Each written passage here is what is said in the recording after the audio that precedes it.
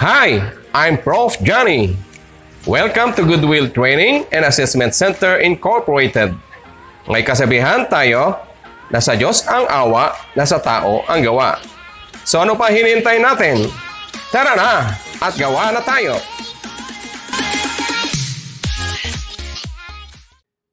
This time, I'm going to show you how to change the defective bearings of the vertical milling machine.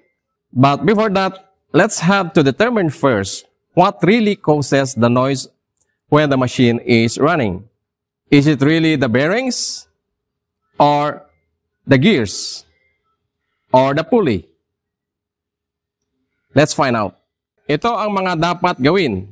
Una, paandarin ang makina. Okay?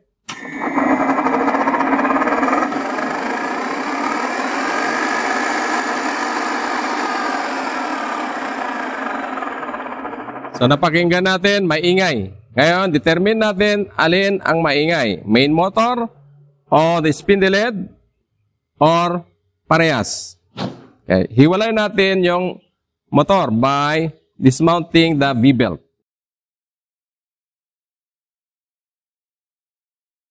Yan, nakahiwalay na at tanggal na yung V-belt. Paanda rin.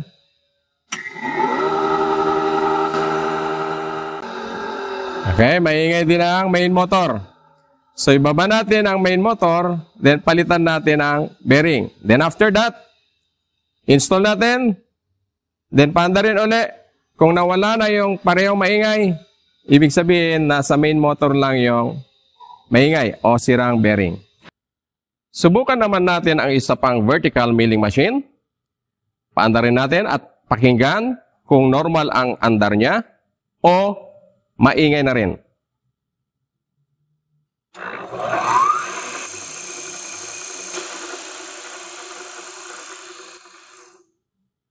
Maingay, hindi siya normal. Alamin ko ngayon kung saan nanggagaling ang ingay, sa main motor kaya o dito sa main spindle. Okay, switch off ko muna. Then, i-disconnect ko ang motor sa spindle. Tatanggalin ko ang V-belt. Yan. Tinanggal ko ang V-belt para yung main motor lamang ang andar. So, pandarin na natin.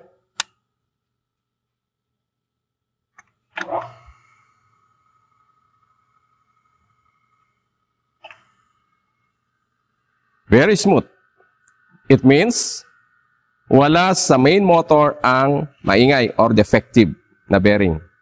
Nandito sa spindle. Hindi kagaya ng una nating pinandar na vertical milling na maingay yung main motor. Kaya yun yung una kong ibababa at papalitan ng bearings. At pagkatapos, i-install ko uli at i-check ko uli kung maingay pa rin. It means maingay din yung spindle or defective din mga bearings.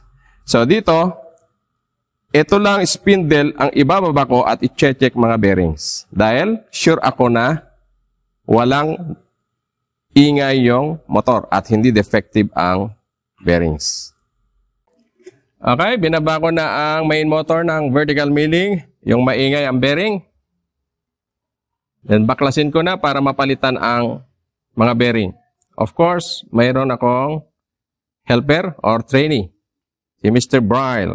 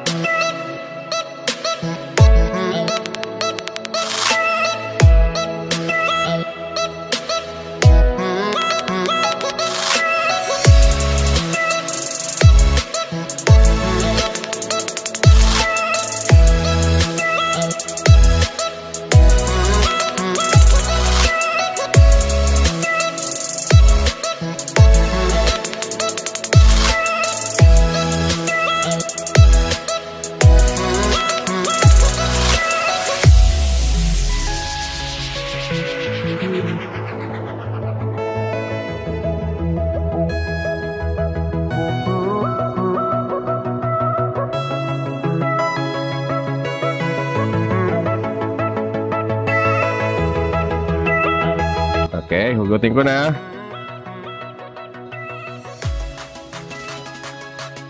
O, ito na yung bearing. Tingnan natin kung talaga maingay. O, talagang defective na. So, palitan na natin ng brand new. Okay, hugutin na natin bearing by the use of this heavy duty puller.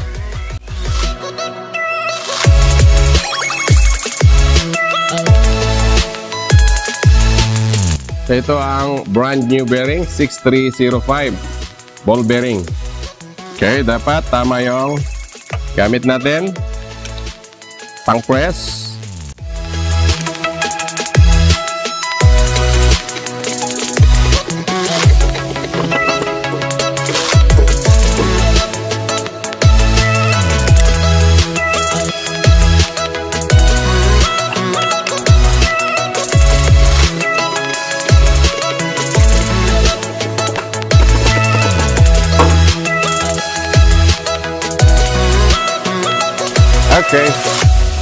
Okay, install na natin.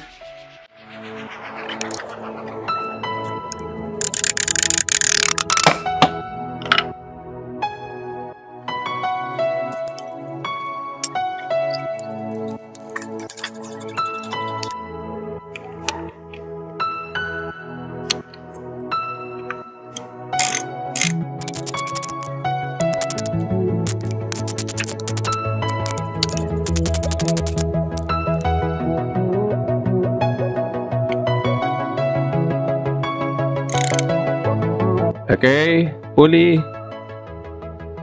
Dapat sakto yung keyway natin.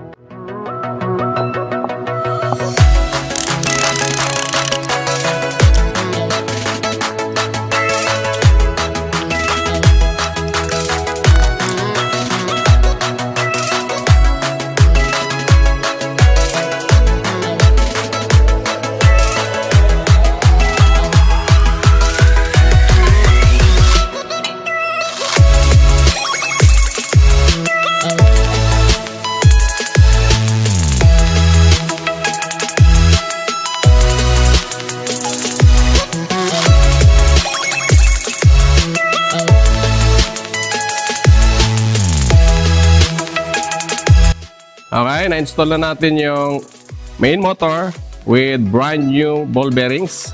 So, i-testing na natin kung smooth na. Wala na yung maingay sa main motor. Yun, very smooth. Okay? So, ngayon, malalaman na natin kung alin yung isa pang pinagagalingan ng ingay. Kung doon lang ba sa main motor o pati dito sa spindle. Okay? So, i-connect ko na yung V-belt dito sa main spindle natin para malaman kung tahimik din. Kung maingay, that means parehas na main motor at main spindle ang defective ang bearing. Okay, nakabit ko na ang V-belt sa main motor. So, paandarin ko na uli. Pakinggan natin kung meron pa ring ingay.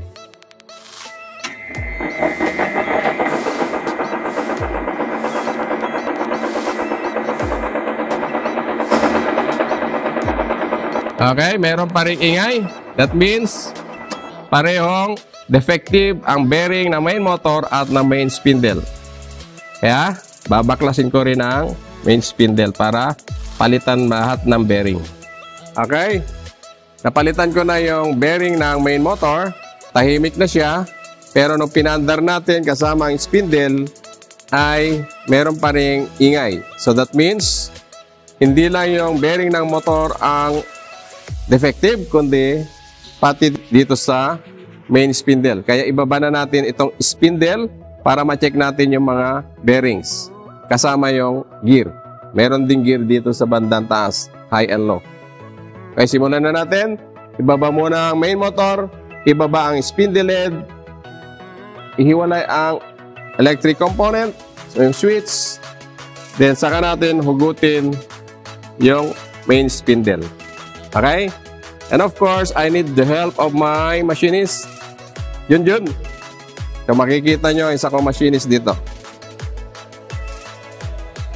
Okay, luwagan muna natin to.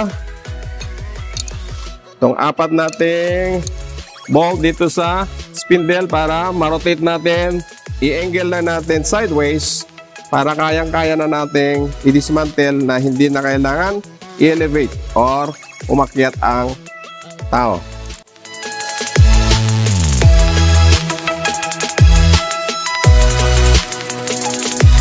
Okay, yung sakto sa height mo na pwedeng mag-drive mamaya sa spindle. Ayan. I-lock na natin yung 4 na bolt para steady na siya. Okay, baba na natin ang main motor. The spindle head. Hiwalay natin ang switch, ang kuryente. Then lahat ng lock, saka natin palabasin ang main spindle.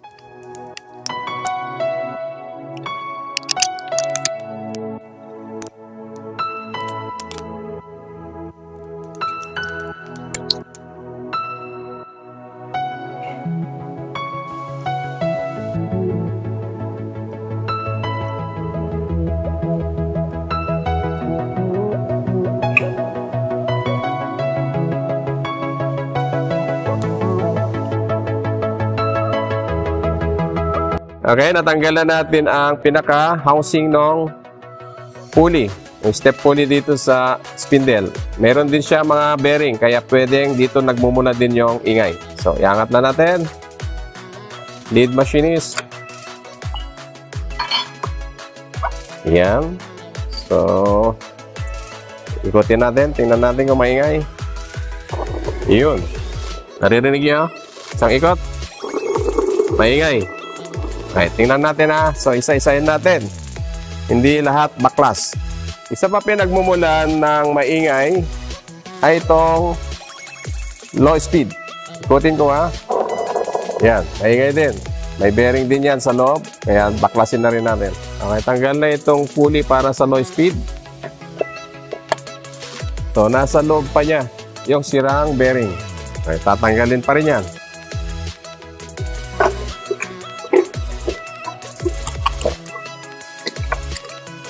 Okay, kita na natin yung gear. Paikutin ko ng manually. Walang ingay. So that means okay pa mga gear. So posible mga bearings lang ang defective. Okay, so tanggal na yung isang gear.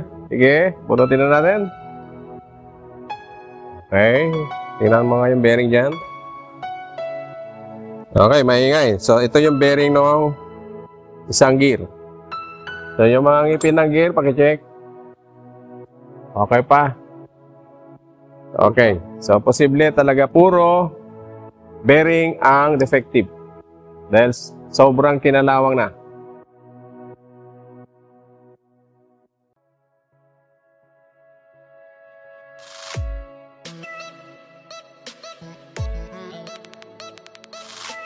Okay. Ugutin na natin ang spindle. Konting pokpok. Okay. Yes. So, ito ang bearing natin. Stack up. Sobra. Oh. Ayaw umikot. Yun, maingay. So, lahat ng bearing defective. Overhaul na natin itong spindle head kasama ang main motor natin. Sira ang bearing, sira ang bearing, sira ang bearing, sira lahat yung nandun sa spindle head. Sira din yun nandito. May bearing din yan.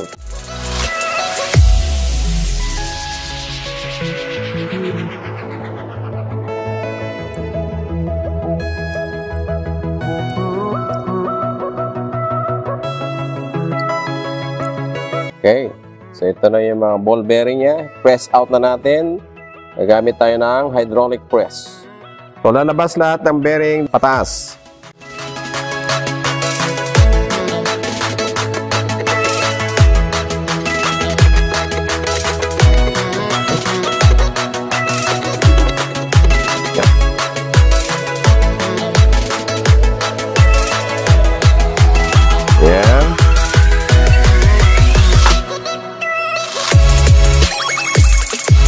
So, ito yung position ng mga bearing. Dapat din natin makaligtaan.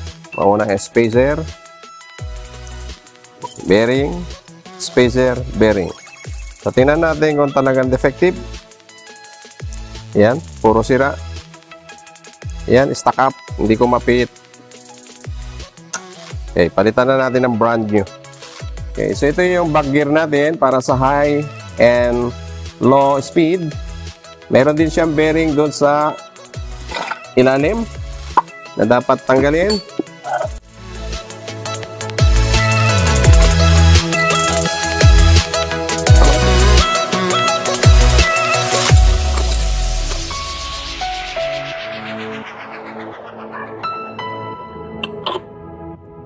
Yan na crown washer.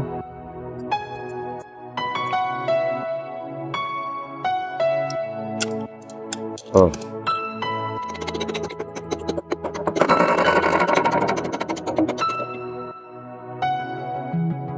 Press out na natin yung dalawang bearing sa likod ng back gear.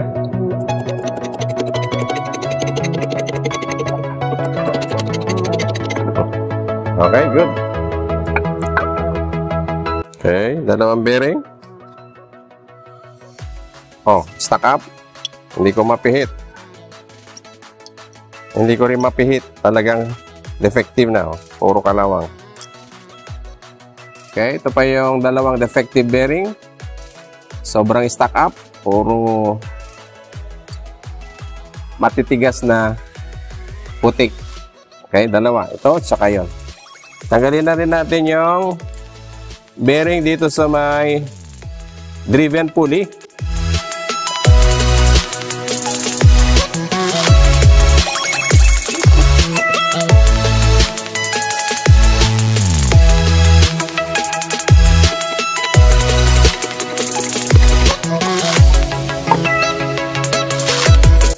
Okay, so ito yung dalawang bearing ng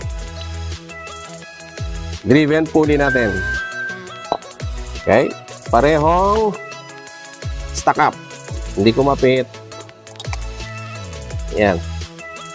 So lahat ng bearing mula sa main motor at sa lahat ng bearing sa spindle head at spindle ay defective. So papalitan na natin ng brand new. Okay, tuloy na natin ang pag-assemble. After dismantling all the parts of the spindle head of the vertical milling machine at nalinis na natin lahat, ay pwede nang i-assemble. So ito na yung spindle head, which consists of the following parts. Meron tayong the pinion and the gear, or the small and the large gear for the high and low spindle speed.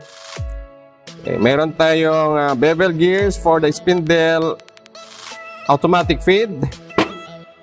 Of course, the feed rate knob. Meron tayong mga T-bolt para dito sa spindle head. Meron tayong timing belt at timing pulley at step pulley. Meron tayong cover of the spindle head, which consists of the bearings and of course the spindle shaft. Okay? Then ito na yung mga brand new nating bearings. Dalawang angular contact ball bearing dito sa spindle shaft. Dalawang angular contact ball bearing dito sa high and low gears. Dalawa para dito sa step pulley. Isang ball bearing para dito sa spindle shaft. Dalawang ball bearing na maliliit para dito sa automatic feed. Yan. Okay? Assemble na natin.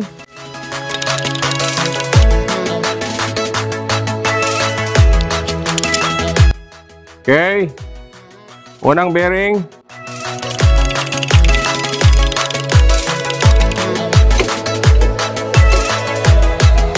Okay. Dapat maramdaman mo sa hydraulic press na nandun na siya sa stopper. Pangalawang bearing. Siguraduhin na natin na tama ang gagamitin nating tangpos.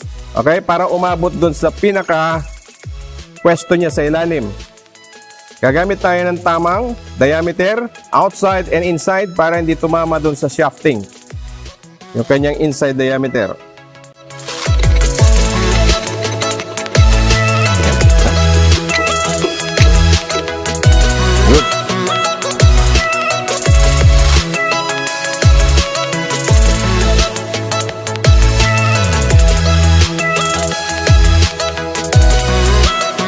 ito na yung angular contact ball bearing. So, dapat may tamang position tayo.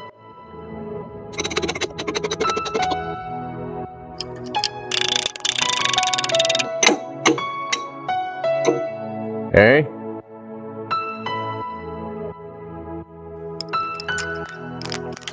Next bearing.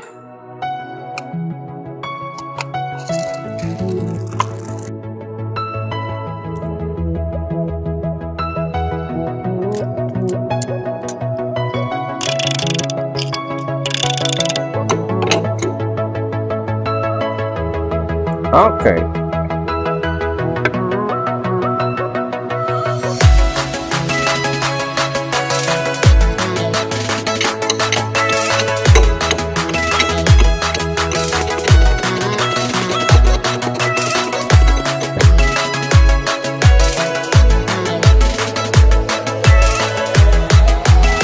Okay, tandaan natin lahat ng bearings na open type at walang provision sa lubrication ay dapat lagyan ng grease o grasa. Okay, katulad nitong angular contact ball bearing, open type. So, dapat mayroong grasa ito since walang nakakapasok na langis dito sa kanyang pwesto.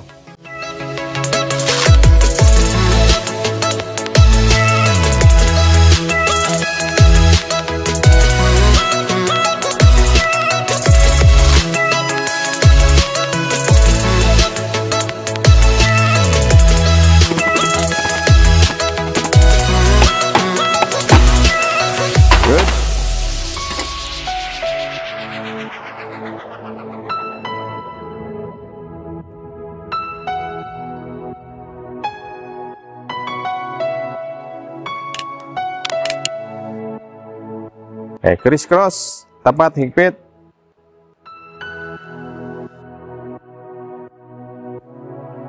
Okay.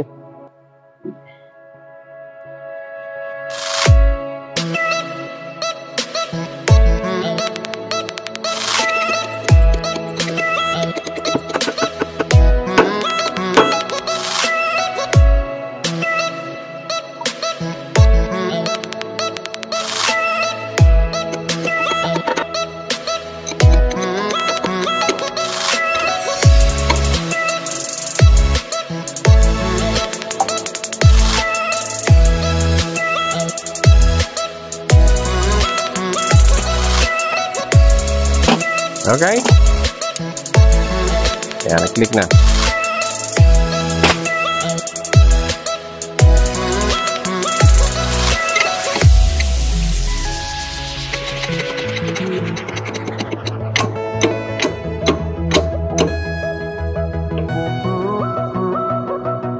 Okay, simulan natin ang mounting ng mga bearings dito sa mismong spindle.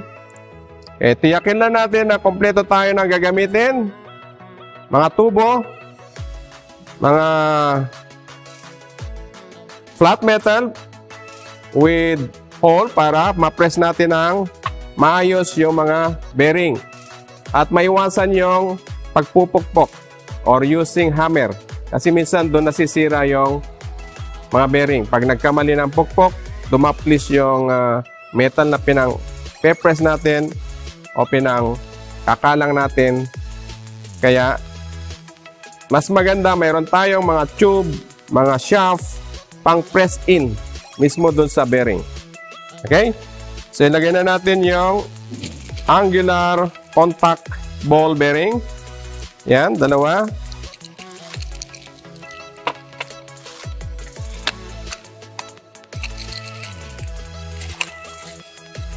Yan. Okay, pansinin nyo, itong angular contact ball bearing, kaya tinawag na angular kasi tapered tong loob nitong housing ng bearing.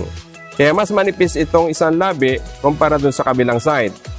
So, ang tamang position ay ganito dapat. Yung manipis na housing ng bearing, yung labi niya ay sa ilalim. Okay? Then yung nasa ibabaw na bearing, yung manipis naman na labi ng housing niya sa taas. So magka-opposite. Okay? Dahil pag pinepress na natin, yung bearing, itong dalawang bearing, ay matitimpla na natin yung tamang higpit. Okay? Pagkabaliktad, maingay ang bearing at hindi lalapat yung mga bulita sa loob ng housing. Kaya dapat tama yung position. Ganyan. Opposite ng dalawa. Okay? Then, isang ball bearing para dito sa taas. Okay? So, press in na natin. Okay? Lagyan muna natin ng oil sa palibot ng shaft. Yan. Palibutan. Yan. Lahat ng ilalagay na bearing dapat may konting oil doon sa shaft at saka doon sa inside ng bearing. Okay?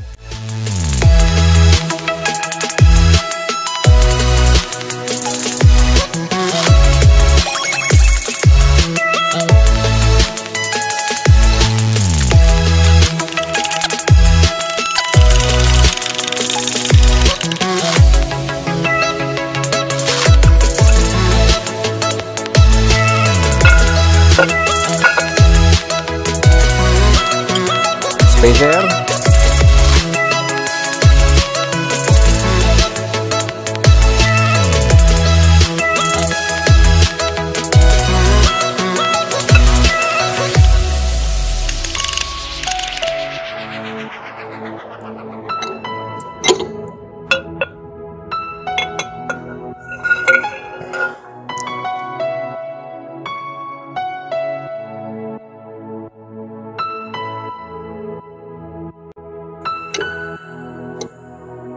Okay.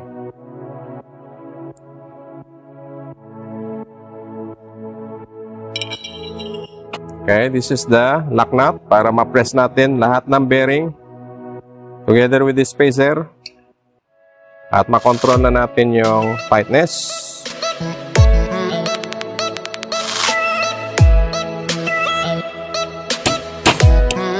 Okay.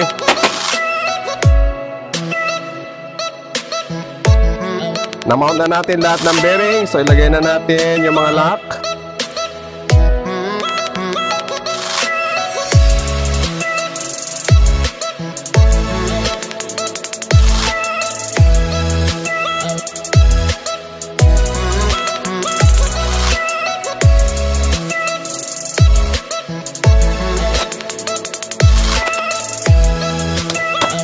Yan.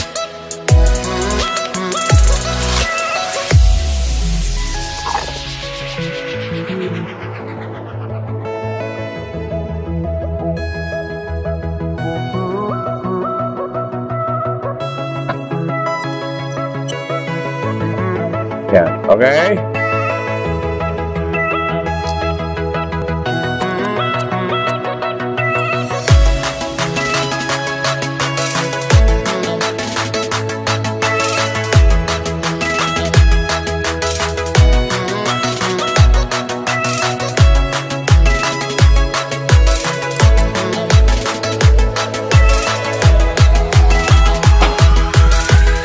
Okay.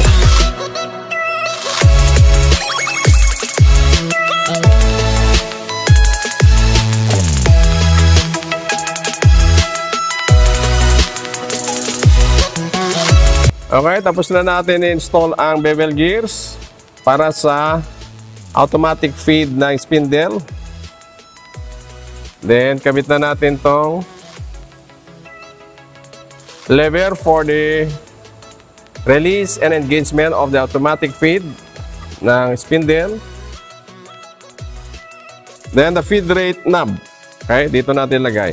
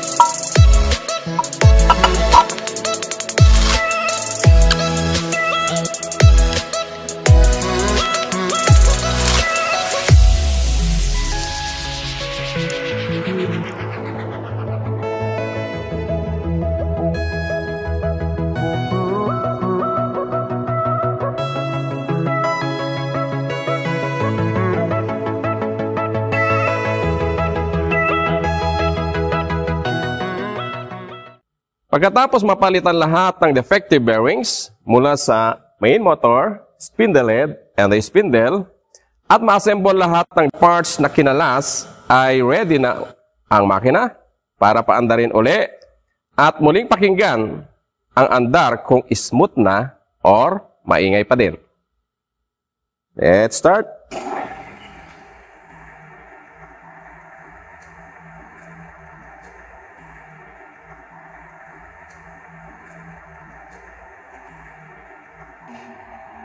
Okay, dyan sa main motor. May ikot. Very smooth. Ganon kadali.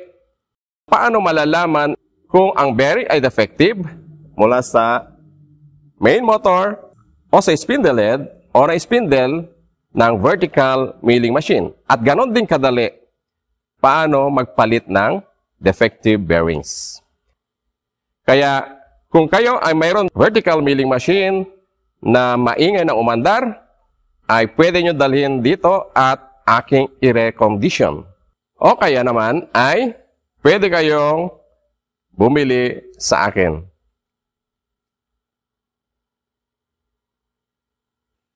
At naway, may natutunan kayo sa tutorial video na ito. At sa susunod, magpapalit naman tayo ng main bearing sa main spindle ng lathe machine. Kaya, naway abangan natin. Maraming salamat. Thank you very much.